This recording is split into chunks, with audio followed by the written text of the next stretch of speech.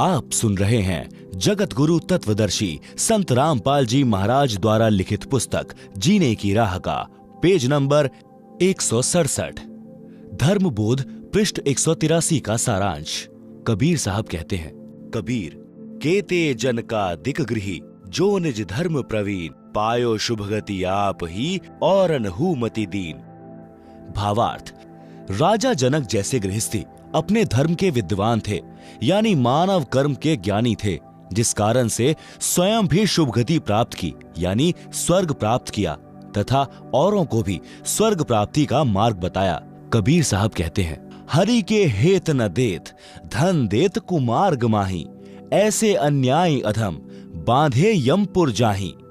भावार्थ, जो व्यक्ति धर्म नहीं करते और पैसे का गलत प्रयोग करते हैं, शराब पीते हैं, मांस खाते हैं, तंबाकू सेवन करते हैं या व्यर्थ के दिखावे में खर्च करते हैं, ऐसे अन्यायी नीच यमलोक यानी नरक लोक में बांध कर ले जाए जाते हैं। भक्त व्यवहार कैसा हो?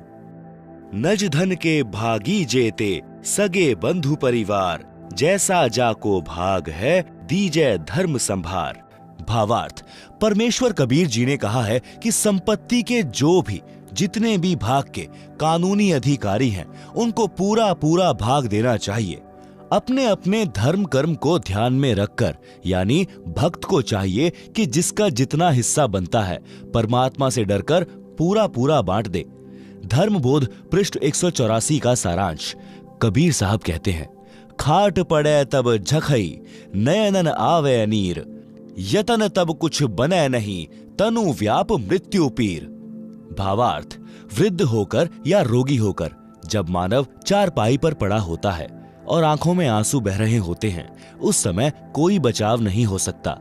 मृत्यु के समय होने वाली पीड़ा हो रही होती है।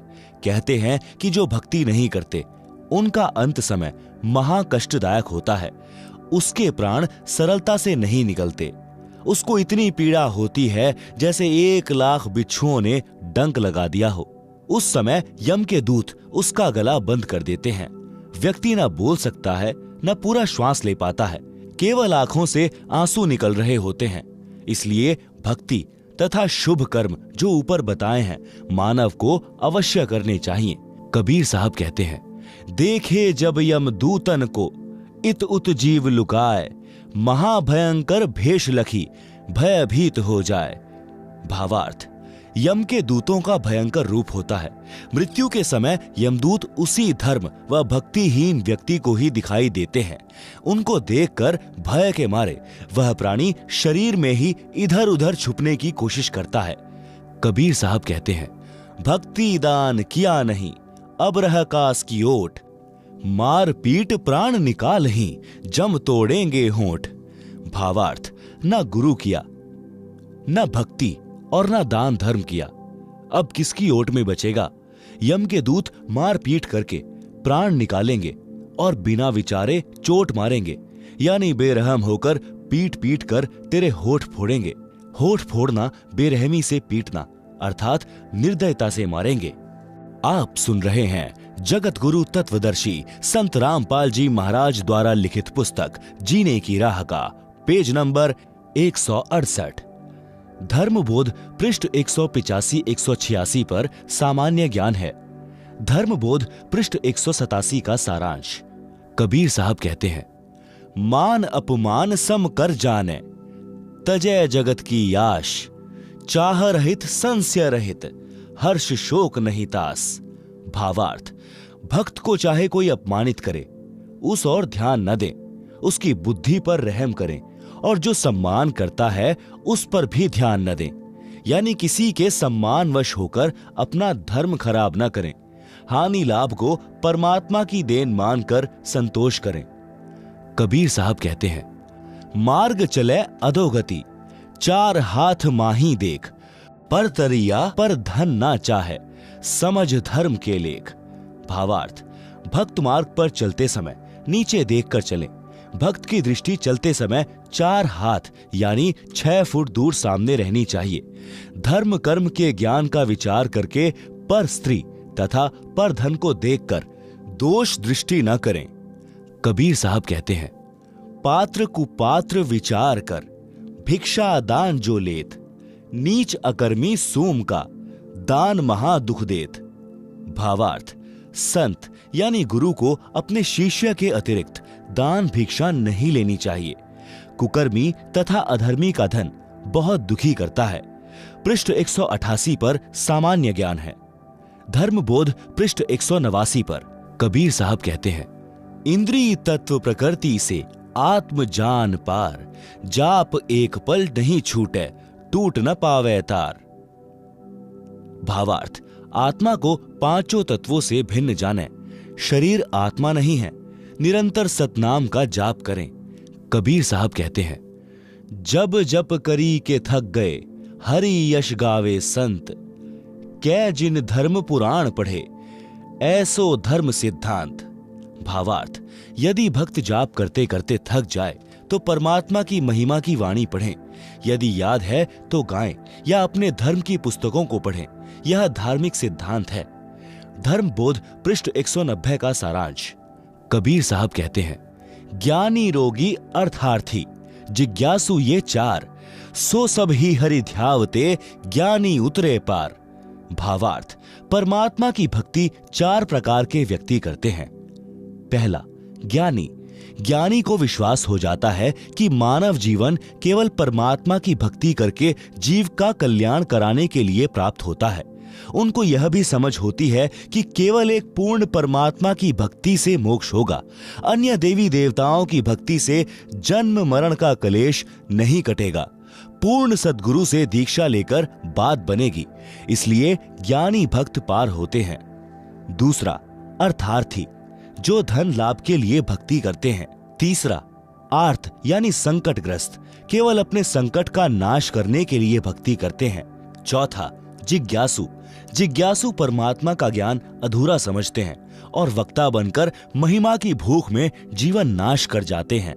यही प्रमाण गीता अध्याय 7 श्लोक 16-17 में भी है। आप सुन रहे हैं जगत गुरु तत्वदर्शी संत रामपाल जी महाराज द्वारा लिखित पुस्तक जीने की राह का पेज नंबर 169। धर्मबोध पृष्ठ 191 का सारांश।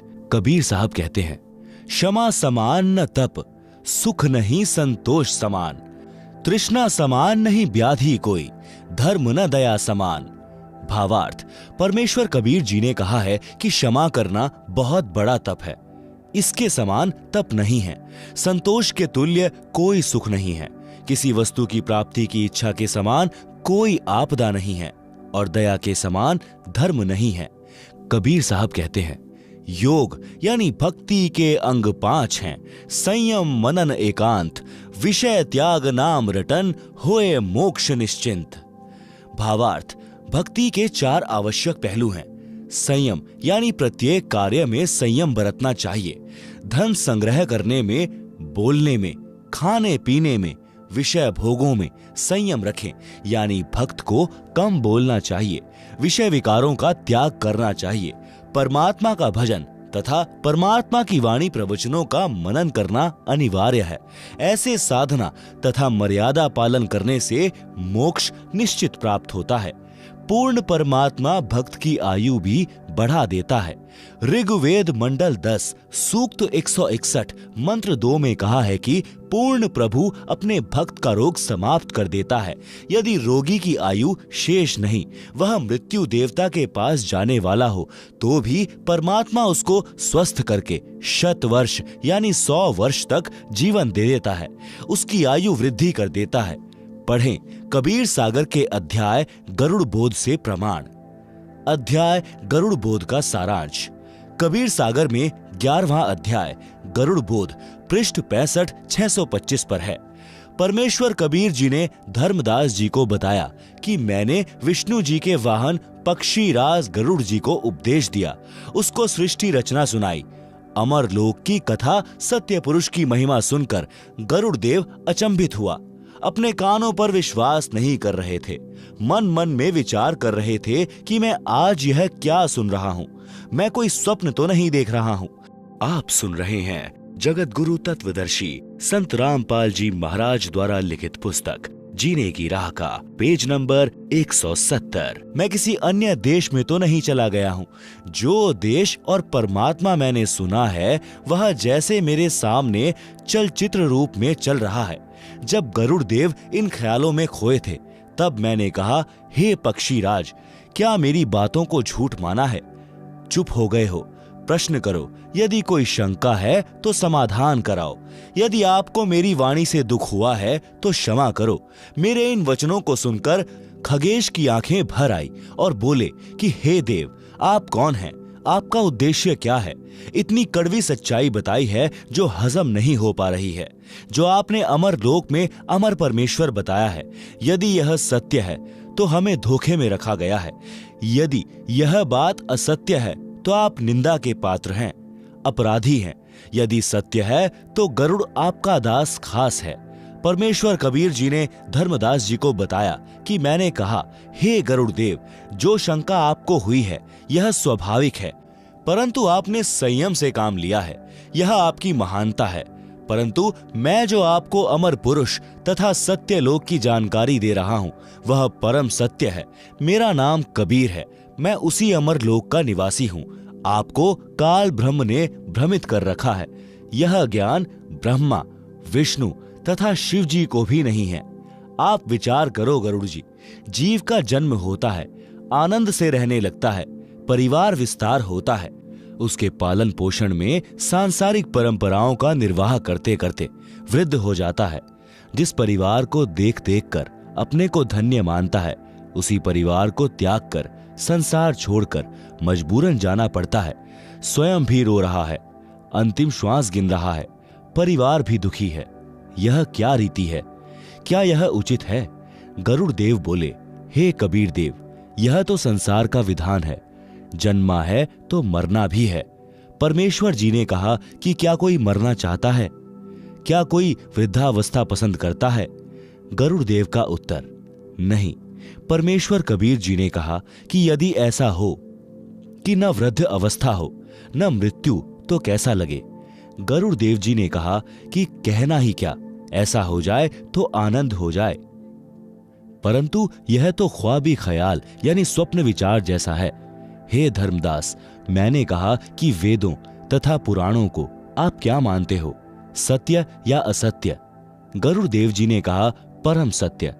देवी पुराण के 3 स्कंद में स्वयं विष्णु जी ने कहा कि हे माता, तुम शुद्ध स्वरूपा हो। यह सारा संसार तुमसे ही उद्भाषित हो रहा है। मैं ब्रह्मा तथा शंकर आपकी कृपा से विद्यमान है।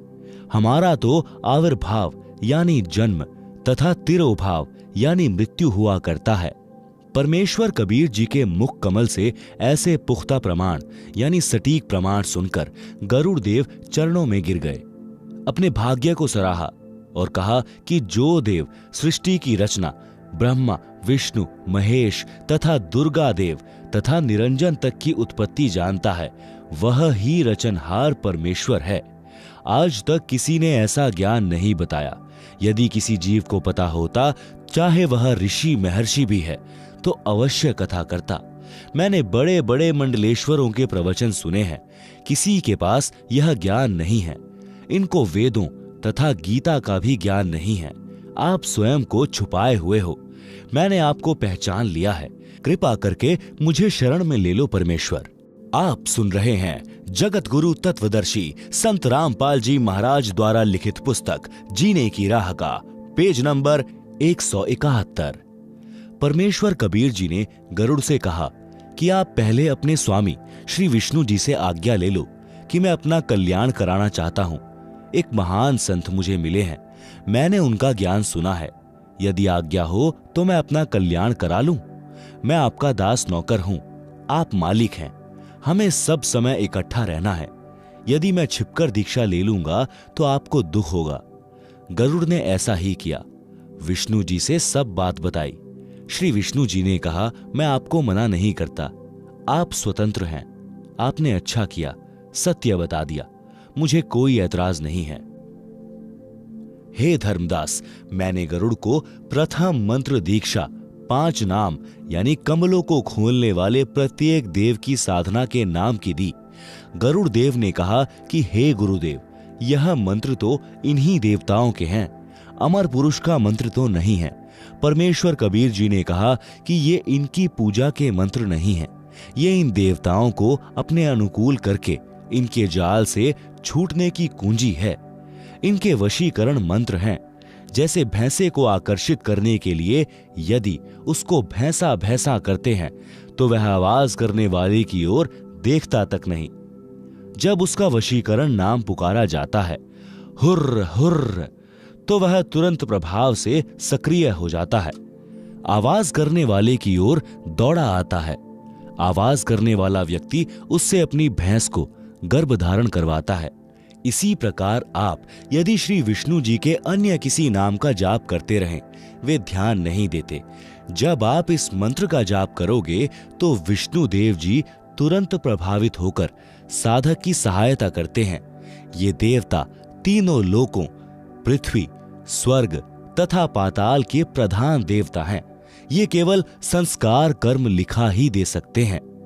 इस मंत्र के जाप से हमारे पुण्य अधिक तथा भक्ति धन अधिक संग्रहित हो जाता है। उसके प्रतिफल में ये देवता साधक की सहायता करते हैं।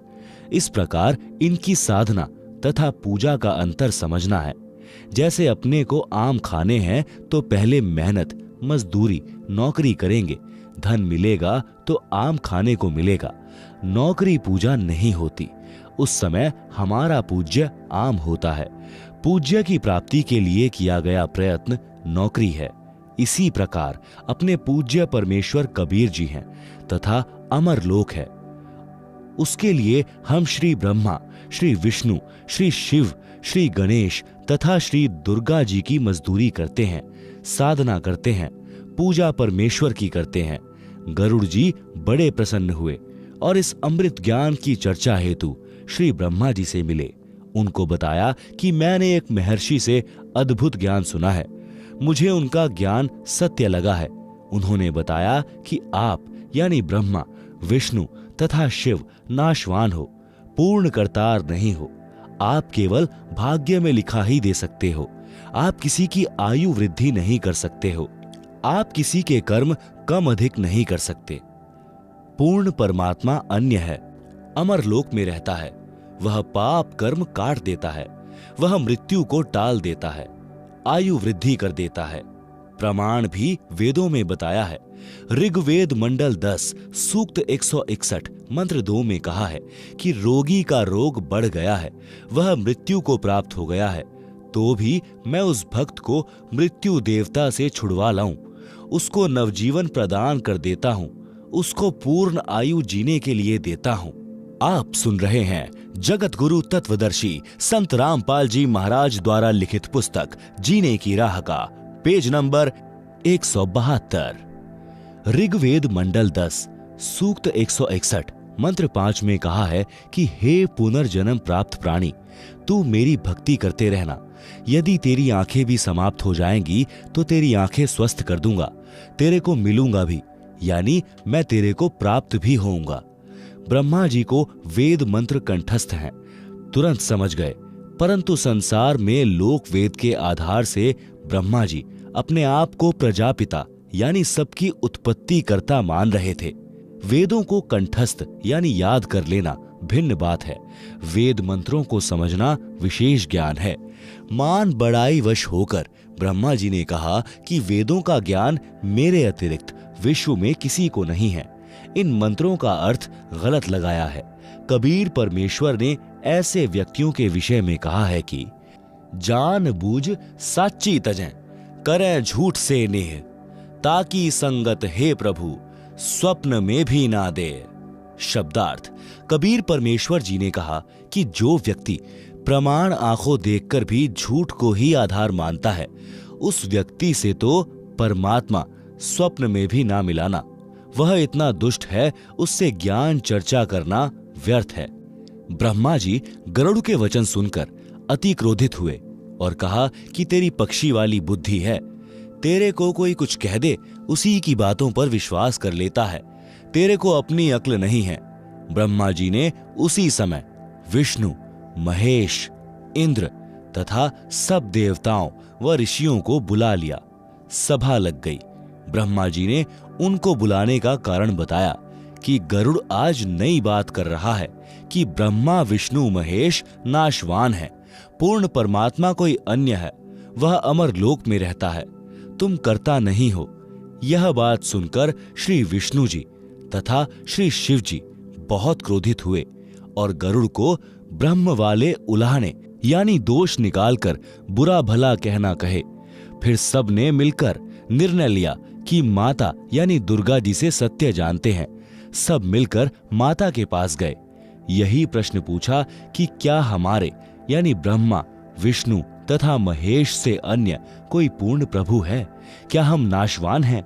माता ने दो टूक जवाब दिया कि तुमको यह गलतफहमी यानी भ्रम कब से हो गया कि तुम अविनाशी तथा जगत के कर्ता हो। यदि ऐसा है तो तुम मेरे भी कर्ता यानी बाप हुए, जबकि तुम्हारा जन्म मेरी कोख से हुआ है। वास्तव में परमेश्वर अन्य है, वही अविनाशी है, वही सबका कर्ता है। यह बात सुनकर सभा भंग हो गई, सब चले गए, परंतु ब्रह्मा विष्णु शिवजी के गले में यह सत्य नहीं उतर पा रहा था। उन्होंने गरुड़ को बुलाया। गरुड़ ने आकर प्रणाम किया, आदेश पाकर बैठ गया। आप सुन रहे हैं जगत गुरु तत्वदर्शी संत रामपाल जी महाराज द्वारा लिखित पुस्तक जीने की राह का पेज नंबर 173। तीनों देवताओं ने कहा, हे पक्षीराज, आपको कैसे विश्वास हो कि हम जगत के कर्ता हैं? आप जो चाहो परीक्षा करो। गरुड़ जी उठकर उड़कर मेरे पास यानी कबीर जी के पास आए तथा सब वृतांत बताया। तब मैंने कहा कि बंग देश यानी वर्तमान में बांग्लादेश में एक ब्राह्मण का 12 वर्षीय बालक है। उसकी आयु समाप्त होने वाली है, वह कुछ दिन का मेहमान है। मैंने उस बालक को शरण में लेने के लिए ब्रह्मा विष्णु शिव की स्थिति बताई, जो गरुड़ तेरे को बताई है। उस बालक ने बहुत विवाद किया और मेरे ज्ञान को नहीं माना। तब मैंने उस बालक से कहा कि तेरी आयु 3 दिन शेष है। यदि तेरे ब्रह्मा विष्णु शिव समर्थ हैं तो अपनी रक्षा कराओ। मैं इतना कहकर अंतर्ध्यान हो गया।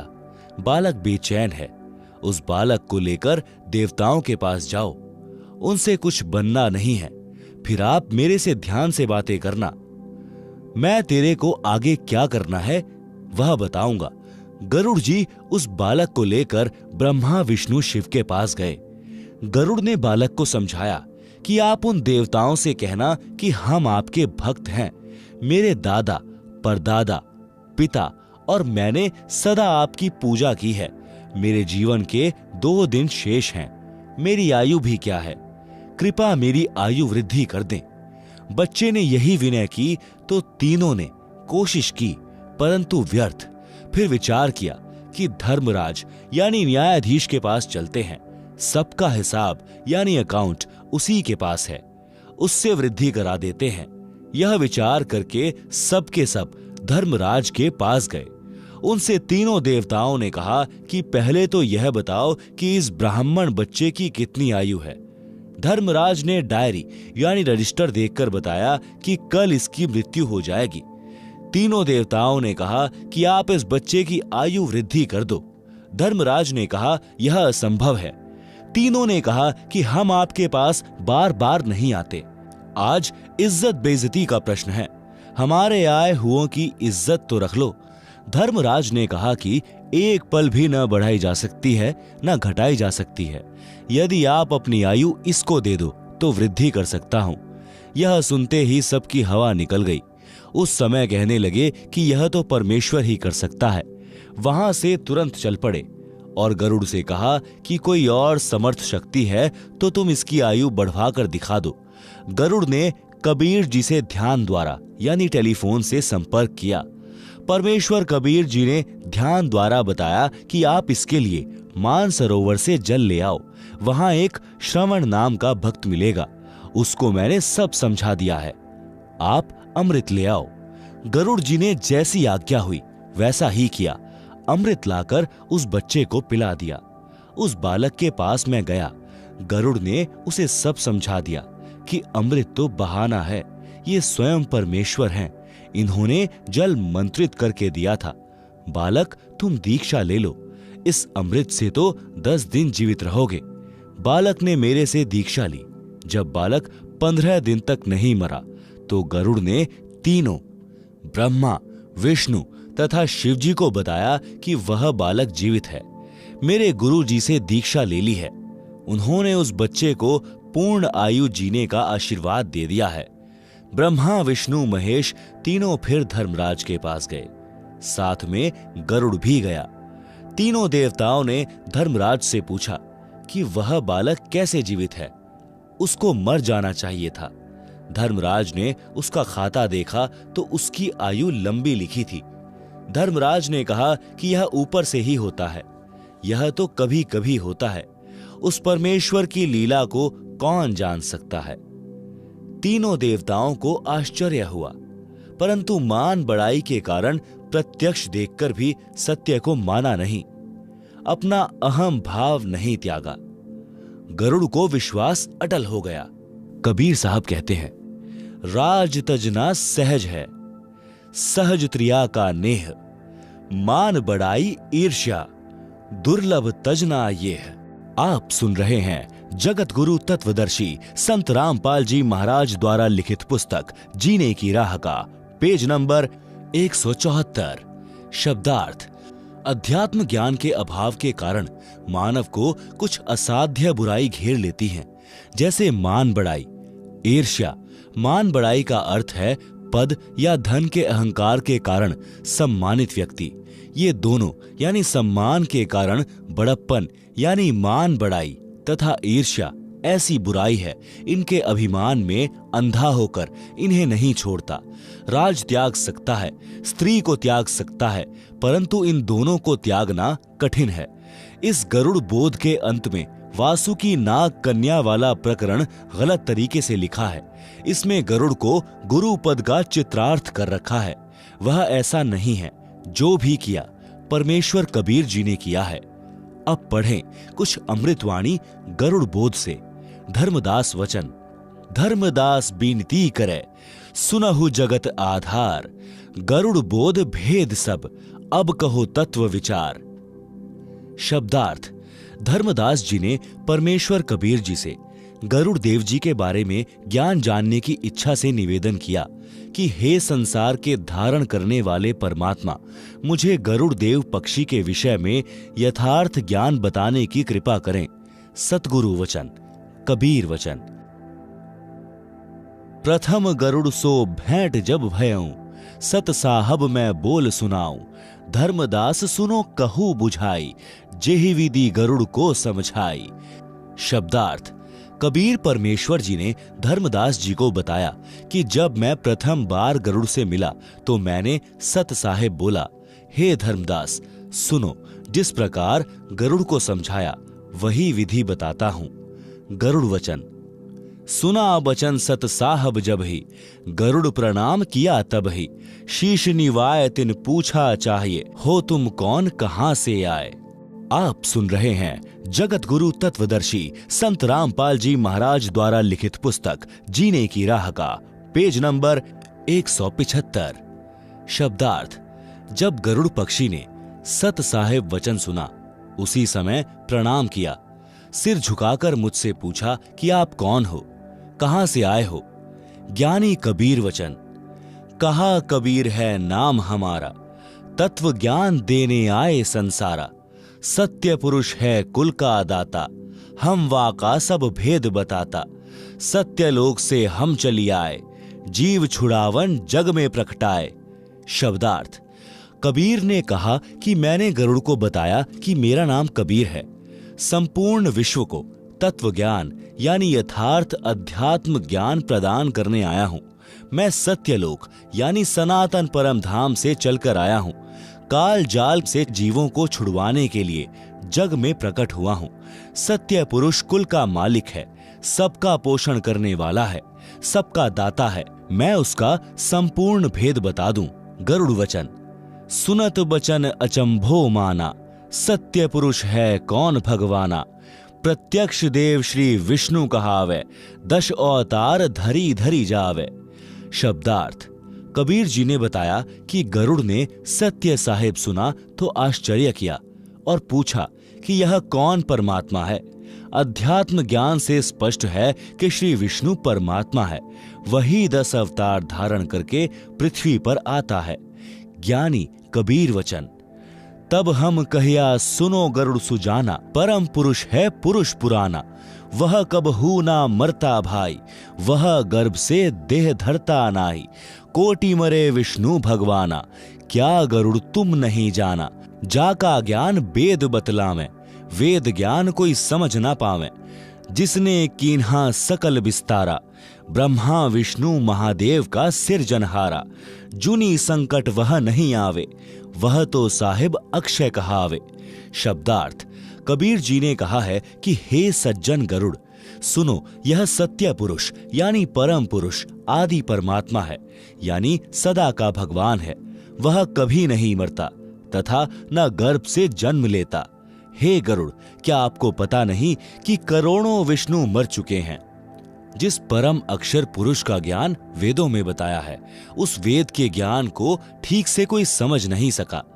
जिसने सर्व ब्रह्मांडों का विस्तार किया है, जिसने ब्रह्मा विष्णु तथा शिव की उत्पत्ति की है, वह परमात्मा 84 लाख योनियों के संकट में नहीं आता। वह तो अविनाशी कहा जाता है। गरुड़ वचन। राम रूप धरि विष्णु आया, जिन लंका का मारा राया। पूर्ण ब्रह्म है विष्णु अविनाशी, है बंदी छोड़ सब सुख राशि। 33 कोटि देवतन की बंद छुड़ाई, पूर्ण प्रभु है राम राई। आप सुन रहे हैं जगत गुरु तत्वदर्शी संत रामपाल जी महाराज द्वारा लिखित पुस्तक जीने की राह का पेज नंबर 176। शब्दार्थ। गरुड़ ने कहा कि विष्णु जी ने राम का अवतार धारण करके श्रीलंका के राजा रावण को मारा था। श्री विष्णु जी अविनाशी पूर्ण ब्रह्म हैं। 33 करोड़ देवताओं को राजा रावण की कैद से छुड़वाया। वह सब सुखों की खान बंदी छोड़ है। श्री राम राजा पूर्ण परमात्मा है। ज्ञानी कबीर वचन।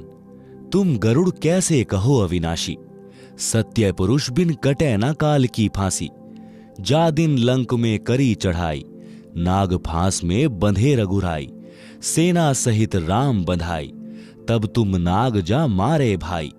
तब तेरे विष्णु बंधन से छूटे, याकू पूजे भाग जाके फूटे।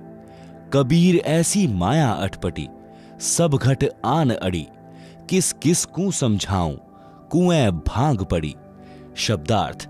कबीर जी ने कहा कि हे गरुड़ देव, आप श्री विष्णु जी को कैसे अविनाशी कहते हो। सत्य पुरुष के बिना काल की फांस यानी कर्म बंधन समाप्त नहीं हो सकता। हे गरुड़, याद कर, जिस समय श्री रामचंद्र जी ने श्रीलंका पर आक्रमण किया था, युद्ध के दौरान श्री राम तथा उसकी सब सेना नाग फांस में बंधी थी। तुमने श्री राम तथा सर्व सेना को नाग फांस काटकर मुक्त करवाया था। तब तेरे विष्णु बंधन से छूटे थे। श्री राम व सेना के लिए तो आप बंदी छोड़ हुए। जो श्री विष्णु को इष्ट रूप में पूजता है, उसका भाग्य फूटा है, यानी खराब किस्मत वाला है। कबीर जी ने दुखी मन से कहा कि काल ब्रह्म ने अपने माया जाल से सर्व प्राणियों का घट यानी हृदय अज्ञान से भरा है। किस किस को समझाऊं। यह तो ऐसी समस्या है जैसे किसी ने कुएं के जल में 1 क्विंटल भांग कूट पीस कर मिलाई हो। जो भी व्यक्ति उस कुएं के जल को पिएगा, उसको भी नशा हो जाएगा। जितने भी व्यक्ति उस भांग को पीकर नशे में होते हैं, उन सबकी एक जैसी लड़खड़ाकर चाल, तुतलाई बोली होती है। यही दशा काल ब्रह्म के द्वारा भ्रमित प्राणियों की है। वे सब यही कहते हैं कि श्री विष्णु तथा श्री शिव, श्री ब्रह्मा अविनाशी प्रभु हैं, सबके उत्पत्ति, स्थिति तथा संहार करता है। इन तीनों से अन्य कोई परमात्मा ही नहीं है। गरुड़ वचन। ज्ञानी गरुड़ है दास तुम्हारा, तुम बिन नहीं जीव निस्तारा। इतना कह गरुड़ चरण लिपटाया, शरण लेवो अविगत राया। कबहु ना छोड़ूं तुम्हारा शरणा, तुम साहब हो तारण तरना। पत्थर बुद्धि पर पड़े हैं ज्ञानी, हो तुम पूर्ण ब्रह्म लिया हम जानी। शब्दार्थ, गरुड़ जी ने कबीर जी से कहा है कि हे विद्वान कबीर जी, मैं गरुड़ आपका गुलाम हूं। आपके बिना जीव का कल्याण संभव नहीं है। कबीर जी ने धर्मदास जी को बताया कि इतनी बात कहकर गरुड़ मेरे चरणों से लिपट गया और बोला, हे परमेश्वर, मुझे शरण में ले लो। मैं कभी आपकी शरण नहीं छोड़ूंगा। आप वास्तव तरण तारण यानी पूर्ण मोक्ष करने वाले हो। हे ज्ञानी कबीर जी, हम जीवों की बुद्धि पर अज्ञान के पत्थर पड़े हैं। अब मुझे ज्ञान हो गया है कि आप ही पूर्ण ब्रह्म हैं। आप सुन रहे हैं जगत गुरु तत्वदर्शी संत रामपाल जी महाराज द्वारा लिखित पुस्तक जीने की राह का पेज नंबर 177। ज्ञानी कबीर वचन। तब हम गरुड़ को 5 नाम सुनाया, तब वाकू संशय आया। यह तो पूजा देवतन की दाता, या से कैसे मोक्ष विधाता। तुम तो कहो दूसरा अविनाशी, वा से कटे काल की फांसी। नायब से कैसे साहिब डरही, कैसे मैं भव सागर तिरही। शब्दार्थ, कबीर परमेश्वर जी ने धर्मदास जी को बताया कि गरुड़ की प्रार्थना पर मैंने उसे 5 नाम की दीक्षा मंत्र दिया, जो शरीर में बने कमलों में प्रकट देवताओं व देवी दुर्गा की साधना के हैं। तब गरुड़ को शंका हुई कि हे प्रभु, आपने तो ये मंत्र देवताओं की पूजा के दिए हैं।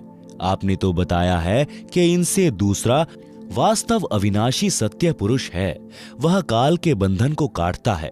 इन देवताओं की पूजा से कैसे पूर्ण मोक्ष हो सकेगा। ये तो नायब यानी छोटे देव हैं। इनका साहब यानी मालिक काल प्रभु है। नायब यानी छोटे देवता से साहब यानी मालिक कैसे भय मानेगा, यानी इन देवताओं की भक्ति से काल के जाल से कैसे छूट पाएंगे। ज्ञानी कबीर वचन। साधना को पूजा मत जानो, साधना को मजदूरी मानो। जो को आम्र फल खानो चाहे, पहले बहुते मेहनत करावे। धन होवे फल आम्र खावे, आम्र फल इष्ट कहावे। पूजा इष्ट पूज्य की कहिए, ऐसे मेहनत साधना लहिए। यह सुन गरुड़ भयो आनंदा, संशय सूल कियो निकंदा। भावार्थ, परमेश्वर कबीर जी से गरुड़ देव ने कहा कि हे परमेश्वर, आपने तो इन्हीं देवताओं के नाम मंत्र दे दिए, यह इनकी पूजा है। आपने बताया कि ये तो केवल 16 कला युक्त प्रभु हैं। काल 1000 कला युक्त प्रभु है। पूर्ण ब्रह्म असंख्य कला का परमेश्वर है। आपने सृष्टि रचना में यह भी बताया है कि काल ने आपको रोक रखा है। काल ब्रह्म के अधीन तीनों देवता ब्रह्मा, विष्णु, शिव जी हैं। हे परमेश्वर, नायब यानी उप यानी छोटा से साहब यानी स्वामी मालिक कैसे डरेगा, यानी ब्रह्मा, विष्णु, शिव जी तो केवल काल ब्रह्म के नायब हैं। जैसे नायब तहसीलदार यानी छोटा तहसीलदार होता है, तो छोटे से बड़ा कैसे डर मानेगा। भावार्थ है कि ये काल ब्रह्म के नायब हैं। आपने इनकी भक्ति बताई है, इनके मंत्र जाप दिए हैं। ये नायब अपने साहब यानी काल ब्रह्म से हमें कैसे छुड़वा सकेंगे। तब परमेश्वर कबीर जी ने पूजा तथा साधना में भेद बताया कि यदि किसी को आम्र फल यानी आम का फल खाने की इच्छा हुई है, तो आम फल उसका पूज्य है। उस पूज्य वस्तु को प्राप्त करने के लिए किया गया प्रयत्न साधना कही जाती है। जैसे धन कमाने के लिए मेहनत करनी पड़ती है, उस धन से आम मोल लेकर खाया जाता है। इसी प्रकार पूर्ण परमात्मा हमारा इष्ट देव यानी पूज्य देव है। जो देवताओं के मंत्र का जाप मेहनत यानी मजदूरी है। जो नाम जाप की कमाई रूपी भक्ति धन मिलेगा, उसको काल ब्रह्म में छोड़कर कर्ज मुक्त होकर अपने इष्ट यानी पूज्य देव कबीर देव यानी कबीर देव को प्राप्त करेंगे। यह बात सुनकर गरुड़ जी अति प्रसन्न हुए तथा गुरु के पूर्ण गुरु होने का भी साक्ष्य मिला कि पूर्ण गुरु ही शंका का समाधान कर सकता है, और दीक्षा प्राप्ति की। गरुड़ को त्रेता युग में शरण में लिया था। श्री विष्णु जी का वाहन होने के कारण तथा बार बार उनकी महिमा सुनने के कारण तथा कुछ चमत्कार श्री विष्णु जी के देखकर गरुड़ जी की आस्था गुरु जी में कम हो गई, परंतु गुरु द्रोही नहीं हुआ। फिर किसी जन्म में मानव शरीर प्राप्त करेगा, तब परमेश्वर कबीर जी गरुड़ जी की आत्मा को शरण में लेकर मुक्त करेंगे। दीक्षा के पश्चात गरुड़ जी ने ब्रह्मा, विष्णु तथा शिव जी से ज्ञान चर्चा करने का विचार किया। गरुड़ जी चलकर ब्रह्मा जी के पास गए, उनसे ज्ञान चर्चा की।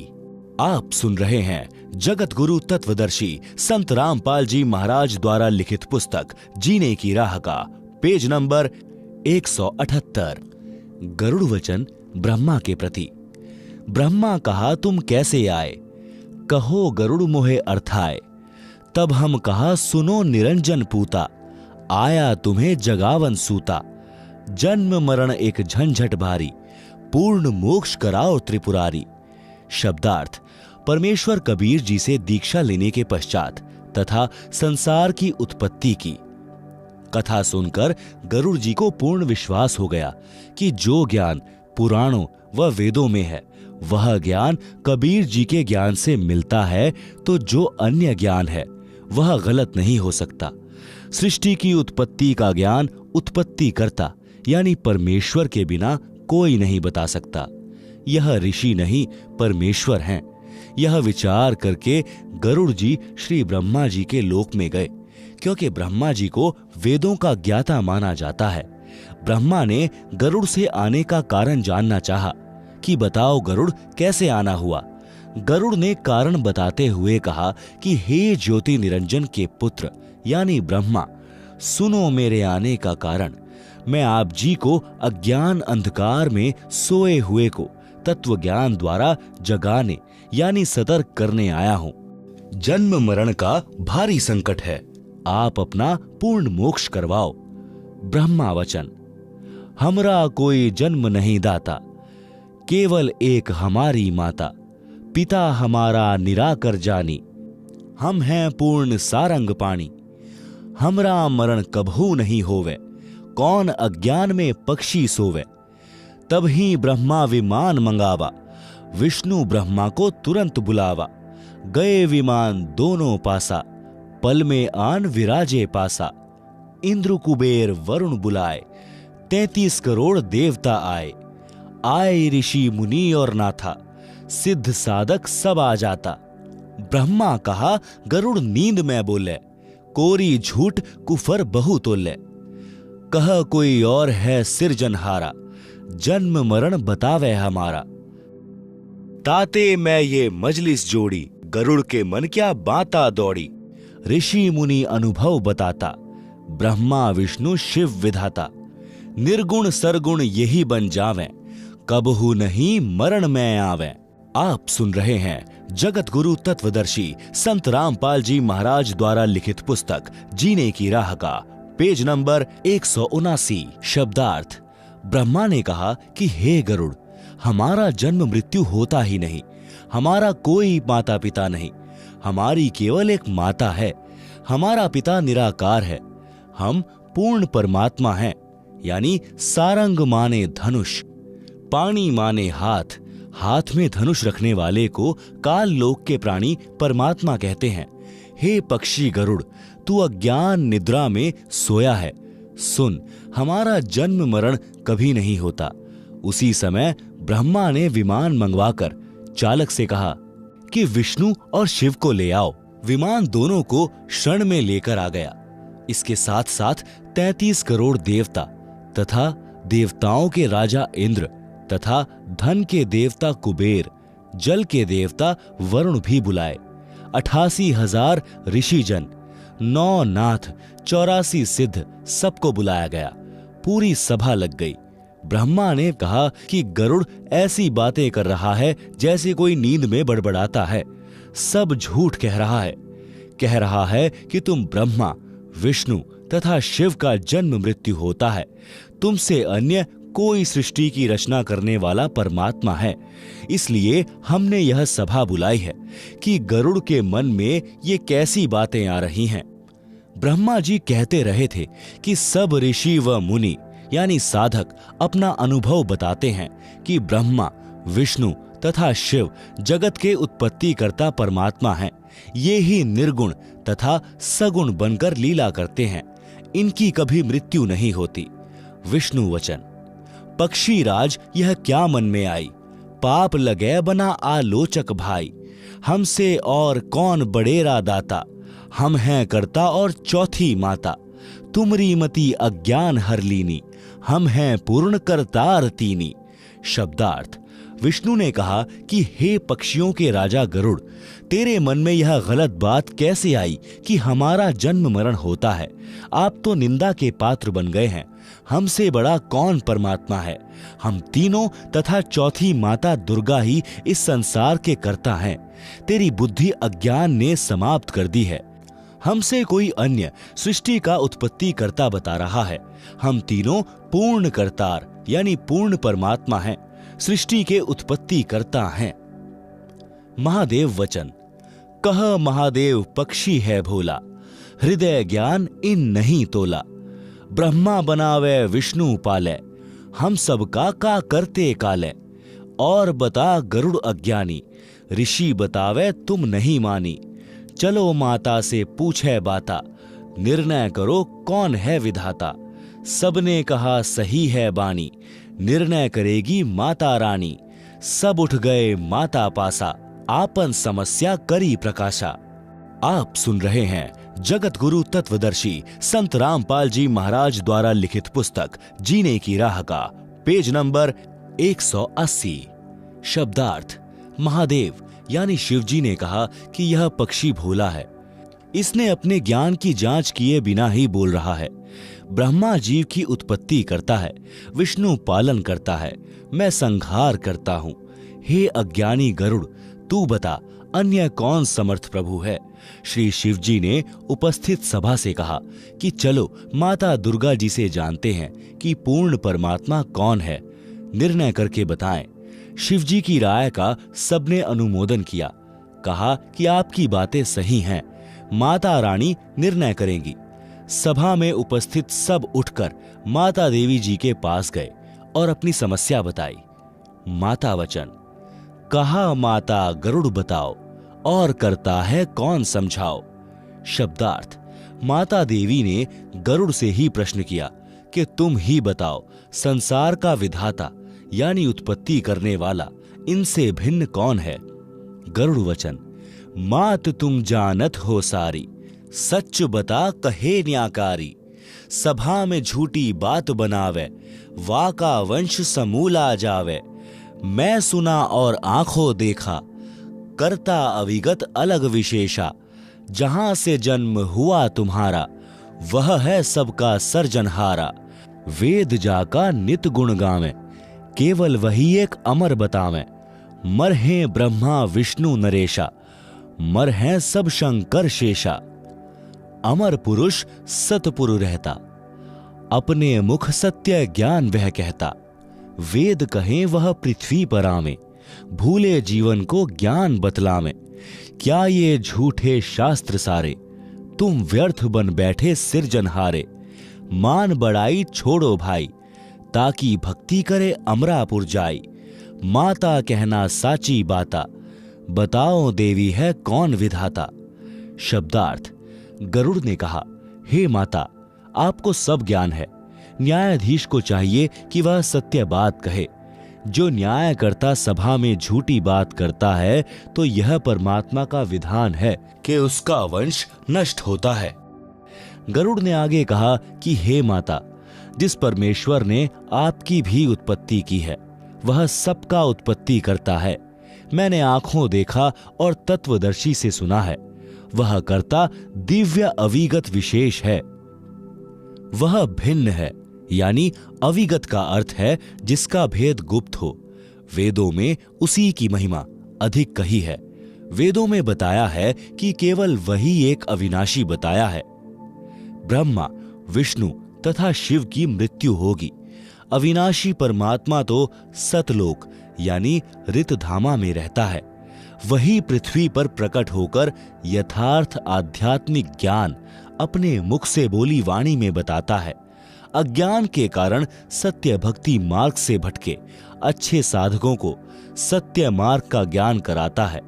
यह सब वेदों में प्रमाण है। क्या ये सब शास्त्र झूठे हैं? हे तीनों देवताओं, आप फोकट सिरजनहार बने बैठे हो। हे भाई, ब्रह्मा, विष्णु, शिव, मान बड़ाई त्याग कर अपने जीव का कल्याण करवाओ। उस पूर्ण परमात्मा की भक्ति करो।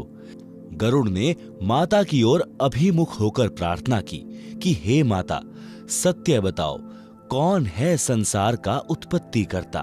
आप सुन रहे हैं जगत गुरु तत्वदर्शी संत रामपाल जी महाराज द्वारा लिखित पुस्तक जीने की राह का पेज नंबर 181। माता दुर्गा वचन। माता कह सुनो रे पूता, तुम जोगी तीनों अवधूता।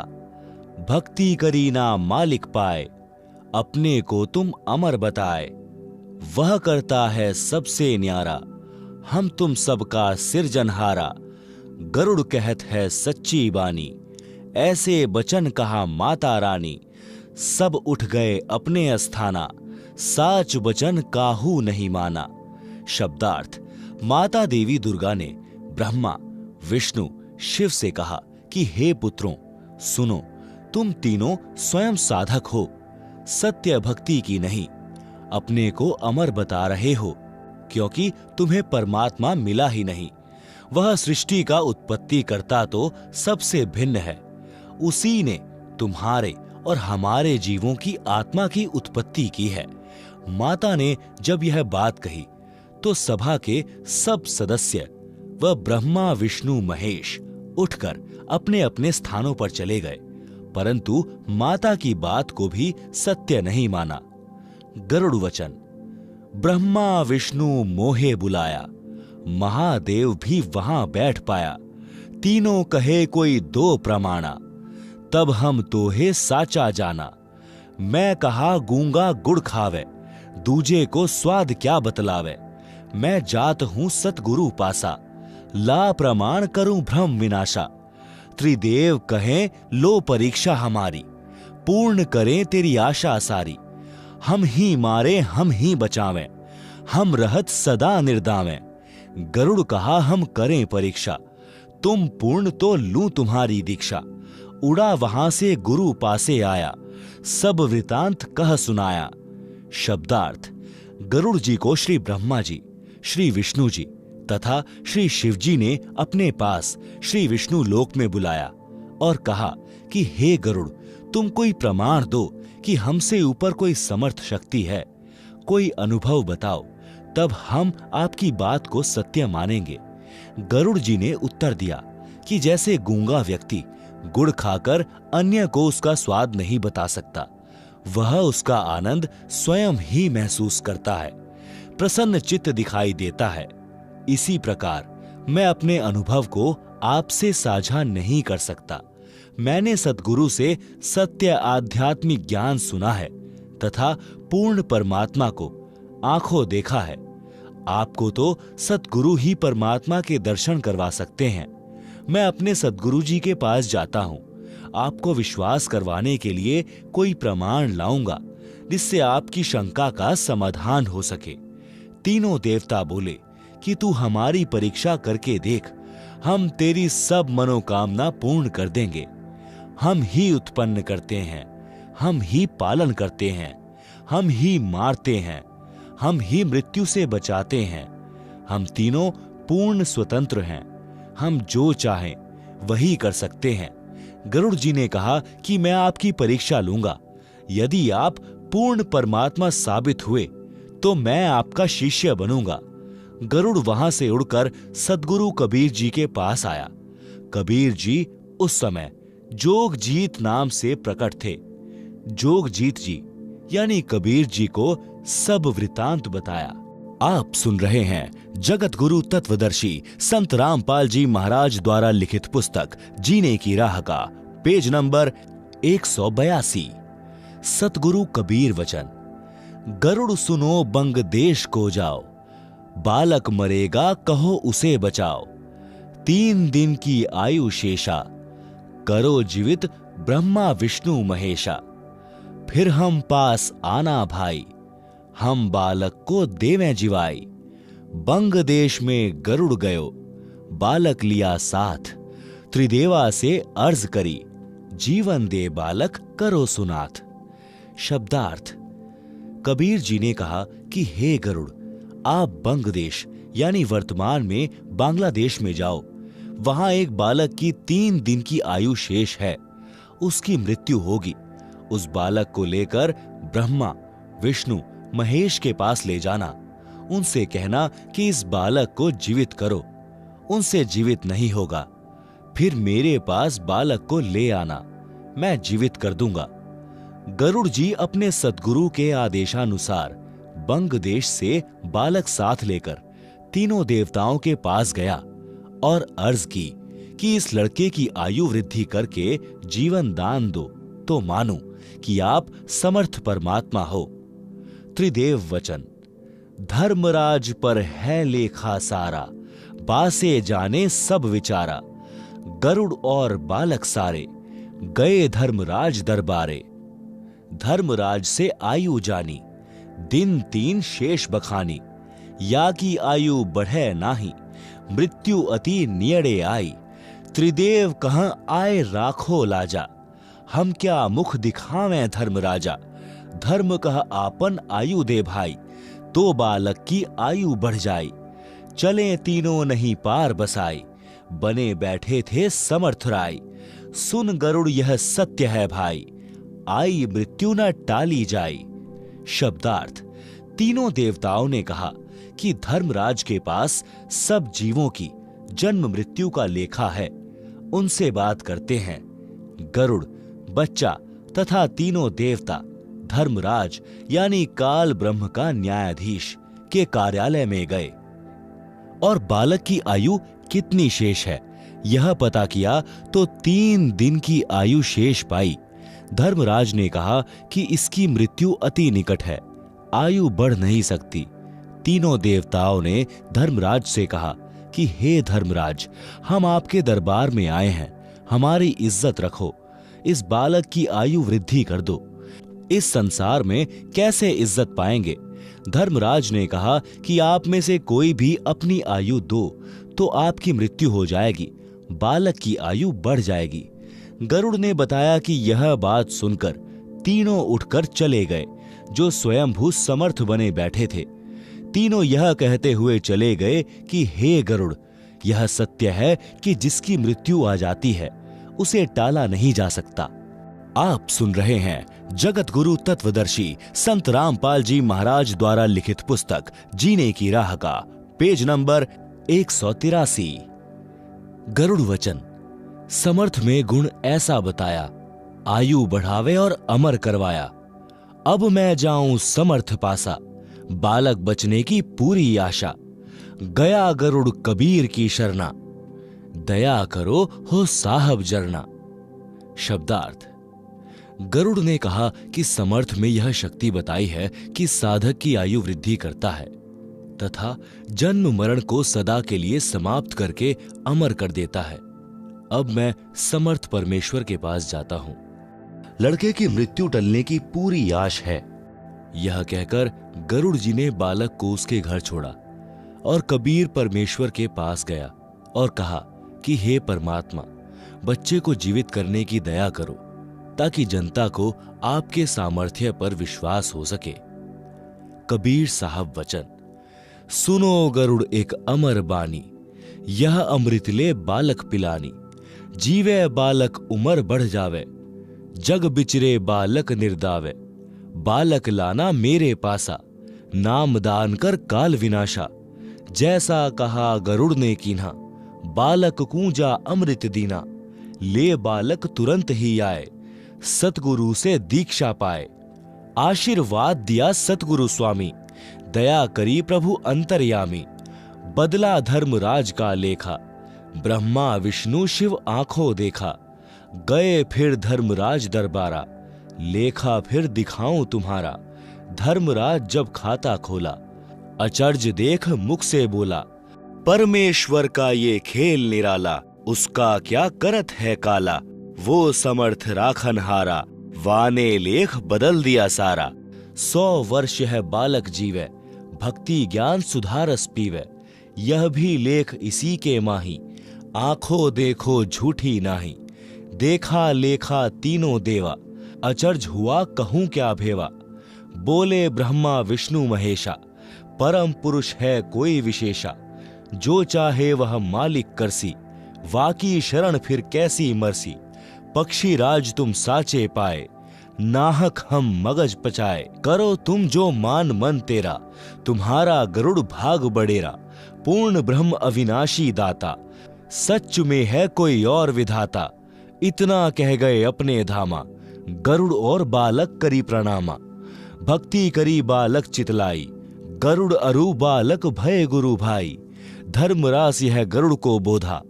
एक एक वचन कहा मैं सोधा। शब्दार्थ, कबीर परमेश्वर जी ने अपने करण मंडल यानी लोटे से कुछ जल गरुड़ को दिया और कहा कि यह अमृत जल है, इसे लड़के को पिला दो। इसको पीने से उसकी इच्छा दीक्षा लेने की बनेगी, काल का दबाव हट जाएगा। फिर उस लड़के को मेरे पास लाकर दीक्षा दिलाना। आप सुन रहे हैं जगत गुरु तत्वदर्शी संत रामपाल जी महाराज द्वारा लिखित पुस्तक जीने की राह का पेज नंबर 184। उसका आने वाला काल यानी मृत्यु समाप्त हो जाएगा। सदगुरु के आदेश का पालन गरुड़ ने किया, लड़के को अमृत पिलाया। उससे उसकी प्रबल इच्छा दीक्षा लेने की बनी। गरुड़ बच्चे को सदगुरु जी के पास लाया और दीक्षा दिलाई। परमात्मा ने बालक को आशीर्वाद देकर कृतार्थ किया। उसी समय धर्मराज जी का लेखा बदल गया। इसको तीनों देवताओं ने धर्मराज के दरबार में जाकर अपनी आंखों देखा। धर्मराज ने उसे पढ़कर सुनाया व दिखाया, जिसमें लिखा था कि यह मनुष्य शरीरधारी जीव अब 100 वर्ष तक जीवित रहेगा तथा भक्ति भी करेगा। यह पूर्ण परमात्मा की ओर से आयु वृद्धि की गई है। धर्मराज ने पढ़ा तथा ब्रह्मा विष्णु शिव ने आंखों देखा। यह देखकर उनको आश्चर्य हुआ कि यह कैसे हुआ। धर्मराज ने भी देखकर आश्चर्य किया और कहा कि परमेश्वर की यह अद्भुत लीला है। उसका काल यानी काल ब्रह्म क्या कर सकता है। काल ब्रह्म द्वारा निर्धारित मृत्यु समय परमेश्वर के आदेश से समाप्त हो जाता है। वह अन्य समर्थ जीव का रक्षक है। उसने मेरी किताब में सब पुराने लेख बदल दिए। यह बच्चा 100 वर्ष तक जीवित रहेगा तथा भक्ति भी करेगा। यह भी इसी में लिखा है। मैं झूठ नहीं कह रहा हूं, आप स्वयं देख लो। आंखों देखकर ब्रह्मा जी, विष्णु जी तथा शिव जी ने कहा कि यह आश्चर्य की बात है। वास्तव में कोई परम पुरुष अन्य है। वह जो चाहे सो कर सकता है। जो उसकी शरण में चला गया वह कैसे मर सकता है। हे पक्षियों के राजा गरुड़, तुम्हारी बात सत्य पाई। हमने तो व्यर्थ में आपसे वाद विवाद किया। तुम करो जो तेरे मन माने। हे गरुड़, तुम्हारा भाग्य अच्छा है। इतनी बात कहकर तीनों अपने अपने धाम को चले गए। गरुड़ तथा लड़के ने उनको तथा धर्मराज को प्रणाम किया। कबीर जी ने धर्मराज को बताया कि इस प्रकार वह लड़का तथा गरुड़ दोनों गुरु भाई बने। हे धर्मदास, यह है गरुड़ को शरण में लेने की कथा यानी गरुड़ बोध। श्री हनुमान जी के गुरु कौन थे? आप जी पढ़ें कबीर सागर से अध्याय हनुमान बोध का सारांश। अध्याय हनुमान बोध का सारांश कबीर सागर के पृष्ठ 113 पर 12वां अध्याय हनुमान बोध है।